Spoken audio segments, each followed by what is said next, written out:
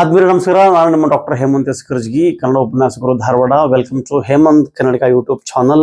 So ಸ್ನೇಹಿತರೆ, ಈಗಾಗಲೇ ತಾವೆಲ್ಲರೂ KS ಪರೀಕ್ಷೆಗೆ ಉತ್ತಮವಾಗಿ ತಯಾರಿ ಮಾಡ್ತಾ ಇದ್ದೀರಿ ಅಂತ ಭಾವಿಸ್ತೇನೆ. ಇದೇ ತಿಂಗಳ 29ನೇ ತಾರೀಕಿನಂದು ನಿಮಗೆ KS ಎಕ್ಸಾಮ್ ಇದೆ. ಕೆಲವೇ ದಿನಗಳು ಬಾಕಿ ಇದೆ. ಸೊ ಕೊನೆಯ ಹಂತದ ತಯಾರಿಯನ್ನು ತಾವೆಲ್ಲರೂ ಮಾಡ್ಕೊಳ್ತಾ ಇರ್ತೀರಿ ಅಂತ ಭಾವಿಸ್ತೇನೆ. ಸೊ ಈ ಹಿಂದೆ ಕೇಳಿದಂತ ಒಂದು ಪ್ರಶ್ನೆ ಇದೆ. ಆ ಪ್ರಶ್ನೆ ಕುರಿತಾಗಿ ಇವತ್ತಿನ ತರಗತಿಯಲ್ಲಿ ನಿಮಗೆ ಡಿಸ್ಕಸ್ ಮಾಡುವಂಥದ್ದು ಕೇಂದ್ರ ಸರ್ಕಾರ ಮತ್ತು ರಾಜ್ಯ ಸರ್ಕಾರಗಳು ತೆಗೆದುಕೊಂಡಿರುವಂತಹ ಅಥವಾ ಮಾಡಿರುವಂತಹ ಯೋಜನೆಗಳ ಬಗ್ಗೆ ಪ್ರಶ್ನೆಗಳು ಬಂದೇ ಬರ್ತದೆ ಸ್ನೇಹಿತರೆ. ಸೊ ಅದರಲ್ಲಿ ಒಂದು ಪ್ರಶ್ನೆ ಇತ್ತು ಸ್ನೇಹಿತರೆ, ಏನಂತ, ಕರ್ನಾಟಕ ಸರ್ಕಾರದ ಅಂತ ಪ್ರಶ್ನೆ ನೋಡಿ ಸ್ನೇಹಿತರೆ.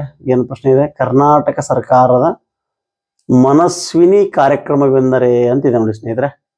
ಸೊ ಮೋಸ್ಟ್ ಇಂಪಾರ್ಟೆಂಟ್, ಬಿಕಾಸ್ ನಿಮಗೆ ಪರೀಕ್ಷಾ ದೃಷ್ಟಿಯಿಂದ ಇದು very very important. Okay, Manaswini ಯೋಜನೆ ಅಂತಿದೆ.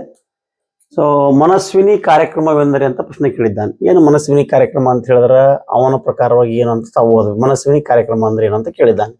ಓಕೆ, ಆಪ್ಷನ್ ನಂಬರ್ ಎ, 35 ವರ್ಷ ವಯಸ್ಸಿಗೂ ಮೇಲ್ಪಟ್ಟ ಬಡತನ ರೇಖೆಗಿಂತ ಕೆಳಗಿನ ಅವಿವಾಹಿತ ಮತ್ತು ವಿಚ್ಛೇದಿತ ಮಹಿಳೆಯರಿಗಾಗಿ ರು 500ಗಳ ಮಾಸಾಸನ ಅಂತಿದೆ, ಮಾಸಿಕ ಪಿಂಚಣಿ. ಆಪ್ಷನ್ ನಂಬರ್ 2, 45 ವರ್ಷ ವಯಸ್ಸಿಗೂ ಮೇಲ್ಪಟ್ಟ ಬಡತನ ರೇಖೆಗಿಂತ ಕೆಳಗಿನ ಅವಿವಾಹಿತ ಮತ್ತು ವಿಚ್ಛೇದಿತ ಮಹಿಳೆಯರಿಗಾಗಿ ರು 600ಗಳ ಮಾಸಿಕ ಪಿಂಚಣಿ ಅಂತಿದೆ. ಆಪ್ಷನ್ ನಂಬರ್ 3, 40 ವರ್ಷ ವಯಸ್ಸಿಗೂ ಮೇಲ್ಪಟ್ಟ ಬಡತನ ರೇಖೆಗಿಂತ ಕೆಳಗಿನ ಅವಿವಾಹಿತ ಮತ್ತು ವಿಚ್ಛೇದಿತ ಮಹಿಳೆಯರಿಗಾಗಿ ರು 500ಗಳ ಮಾಸಿಕ ಪಿಂಚಣಿ. ಆಪ್ಷನ್ ನಂಬರ್ 4 ಇದೆ, 40 ವರ್ಷ ವಯಸ್ಸಿಗೂ ಮೇಲ್ಪಟ್ಟ ಬಡತನ ರೇಖೆಗಿಂತ ಕೆಳಗಿನ ಅವಿವಾಹಿತ ಮತ್ತು ವಿಚ್ಛೇದಿತ ಮಹಿಳೆಯರಿಗಾಗಿ ರು 800ಗಳ ಮಾಸಿಕ ಪಿಂಚಣಿ ಅಂತ. ಆಪ್ಷನ್ ಓದರೊಳಗೆ ನಿಮಗೆ ಕನ್ಫ್ಯೂಷನ್ ಆಗ್ಬಿಡುತ್ತೆ ಅಂತ. ಸೊ ಇಲ್ಲಿ option number C is right answer. Manaswini ಯೋಜನೆ ಅನ್ನುವಂಥದ್ದು 40 ವರ್ಷ ವಯಸ್ಸಿಗೂ ಮೇಲ್ಪಟ್ಟ ನೋಡಿ, 40 ವರ್ಷ ವಯಸ್ಸಿಗೂ ಮೇಲ್ಪಟ್ಟ ಬಡತನ ರೇಖೆಗಿಂತ ಕೆಳಗಿನ ಮದುವೆ ಆಗದಿರುವ ಹೆಣ್ಣು ಮಕ್ಕಳ ಮತ್ತು ವಿಚ್ಛೇದಿತ ಡೈವರ್ಸ್ ಆಗಿರುವಂತಹ ಹೆಣ್ಣು ಮಕ್ಕಳಿಗಾಗಿ ಅಥವಾ ಮಹಿಳೆಯರಿಗಾಗಿ 500 ರೂಪಾಯಿಗಳ ಮಾಸಿಕ ಯೋಜನೆಯನ್ನ ಕೊಡುವಂತ ಒಂದು ಯೋಜನೆ ಮನಸ್ವಿನಿ ಯೋಜನೆ. ಮನಸ್ವಿನಿ ಯೋಜನೆ ಅನ್ನುವಂಥದ್ದು ಮೋಸ್ಟ್ ಇಂಪಾರ್ಟೆಂಟ್. ಅದ್ರ ಬಗ್ಗೆ ಒಂದು ಸ್ವಲ್ಪ ಮಾಹಿತಿಯನ್ನು ತಿಳಿದುಕೊಳ್ಳೋಣ. ವಿವರಣೆ, ಮನಸ್ವಿನಿ ಯೋಜನೆ ಇದು ರಾಜ್ಯದ ಆರ್ಥಿಕ ಹಾಗೂ ಸಾಮಾಜಿಕ ಭದ್ರತೆಯನ್ನು ಒದಗಿಸುವ ಕುರಿತಾಗಿ ವಿನೂತನ ಯೋಜನೆಗಳಲ್ಲಿ ಇದು ಕೂಡ ಒಂದಾಗಿದೆ.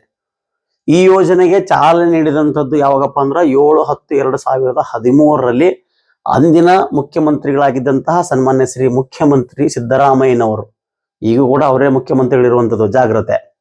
ಹಂಗಾರ ಸೊ ಇದನ್ನು ನೀಡಿದಂತಹ ಸ್ಥಳ ಎಲ್ಲಪ್ಪ ಅಂತ ಹೇಳಿದ್ರೆ ಚಾಮರಾಜನಗರ ಜಿಲ್ಲೆಯ ಡಾಕ್ಟರ್ BR ಅಂಬೇಡ್ಕರ್ ಕ್ರೀಡಾಂಗಣದಲ್ಲಿ. ಸೊ ದೊಡ್ಡ ಕಾರ್ಯಕ್ರಮ ಆಗುತ್ತಾ, ಆ ಕಾರ್ಯಕ್ರಮದಲ್ಲಿ ಸೊ ಇದನ್ನ ಅನೌನ್ಸ್ ಮಾಡಿ ಅಥವಾ ಇದರ ಬಗ್ಗೆ ಕಾರ್ಯಕ್ರಮದಲ್ಲಿ ಇದನ್ನು ಲಾಂಚ್ ಮಾಡ್ತಾರೆ. ಸಾಕಷ್ಟು ಫಲಾನುಭವಿಗಳಿಗೆ ಸೊ ಈ ಯೋಜನೆಯನ್ನು ಜಾರಿಗೆ ತರ್ತಾರೆ. ಸೊ ಅವತ್ತಿನ ಫಲಾನುಭವಿಗಳ ಸಂಖ್ಯೆ ಎಷ್ಟಿತ್ತಪ್ಪ ಅಂತ ಹೇಳಿದ್ರೆ 4075 ಮಹಿಳೆಯರಿಗೆ ಮಂಜೂರಾತಿ ಪತ್ರವನ್ನು ಕೊಡಲಾಯಿತು ಅನ್ನುವಂಥದ್ದು. ಹಾಗಾದ್ರೆ ಈ ಯೋಜನೆಯ ಇನ್ನು ಮುಂದುವರೆದಂತಹ ವೈಶಿಷ್ಟ್ಯಗಳು ಏನಿದೆಯಪ್ಪ ಅಂತ ಹೇಳಿದ್ರೆ 40 ವರ್ಷ ನೋಡಿ, ಆಪ್ಷನ್ ಅನ್ನ ಸರಿಯಾಗಿ ಓದ್ಕೋಬೇಕು. ಅಲ್ಲಿ 35 ವರ್ಷ ಕೊಟ್ಟಿದ್ದ, 40 ವರ್ಷ ಕೊಟ್ಟಿದ್ದ, 50 ವರ್ಷ ಕೊಟ್ಟಿದ್ದ. ಬಟ್ ಇಲ್ಲಿ ಪರ್ಟಿಕ್ಯುಲರ್ ಆಗಿ ಅವರು ಮೆನ್ಷನ್ ಮಾಡಿರುವಂಥದ್ದು ಏನಪ್ಪಾ ಅಂದ್ರೆ 40 ವರ್ಷದಿಂದ 64 ವರ್ಷದೊಳಗಿನ ಅವಿವಾಹಿತ ಅಂತ ಮದುವೆ ಆಗದಿರುವಂತವ್ರು ಮತ್ತು ವಿಚ್ಛೇದಿತ ಡೈವರ್ಸ್ ಆಗಿರುವಂತಹ ಮಹಿಳೆಯರಿಗೆ ತಿಂಗಳಿಗೆ 500 ರೂಗಳ ಮಾಸಾಸನವನ್ನು ಕೊಡುವಂಥದ್ದು. ಸಾರ್ವಜನಿಕ ಮತ್ತು ಖಾಸಗಿ ಮೂಲಗಳಿಂದ ಯಾವುದೇ ಮಾಸಾಸನ ಪಡೆಯುತ್ತಿರಬಾರ್ದು. That is a rule. Actually ಏನ್ ರೂಲು? ಈ ರೀತಿ ಮಾಸಾಸನವನ್ನ ಪಡಿಬೇಕು ಅನ್ನಂಗಿತ್ತು ಅಂತ ಹೇಳಿದ್ರೆ ಈ ಹಿಂದೆ ಯಾವುದೇ ರೀತಿಯಾಗಿರುವಂತಹ ಸರ್ಕಾರದಿಂದ ಯಾವುದೇ ರೀತಿಯಾಗಿರುವಂತಹ ಮಾಸಾಸನವನ್ನ ಖಾಸಗಿಯಿಂದ ಒಟ್ಟಿನಲ್ಲಿ ಯಾವುದೇ ರೀತಿಯಾಗಿರುವಂತಹ ತಿಂಗಳದ ಪಿಂಚಣಿಯನ್ನ ಪಡಿತಾ ಇರಬಹುದು ಅನ್ನುವಂತಹ ರೂಲ್ಸ್ ಅನ್ನು ಕೂಡ ಅವತ್ತಿಂದ ಮಾಡಲಾಗಿತ್ತು.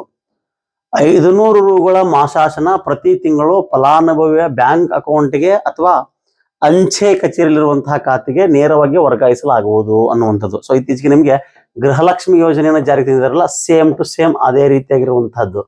ಓಕೆ, ಸೊ ಹಂಗಾರೆ ನೆಕ್ಸ್ಟ್ ಏನಂತಿದೆ, ಇದಕ್ಕೆ ನೀಡಬೇಕಾಗಿರುವಂತಹ ದಾಖಲೆಯ ಪತ್ರಗಳು ಏನೇನಿತ್ತು ಅಂತ. ಸೊ BPL ಪಡಿತರ ಚೀಟಿ ಇತ್ತು, ಅದನ್ನ ಕೊಡಬೇಕು ಪ್ರೂಫ್ಗಾಗಿ. ಸ್ವಯಂ ಘೋಷಿತ ಆದಾಯ ಪ್ರಮಾಣ ಪತ್ರವನ್ನು ಕೊಡಬೇಕು.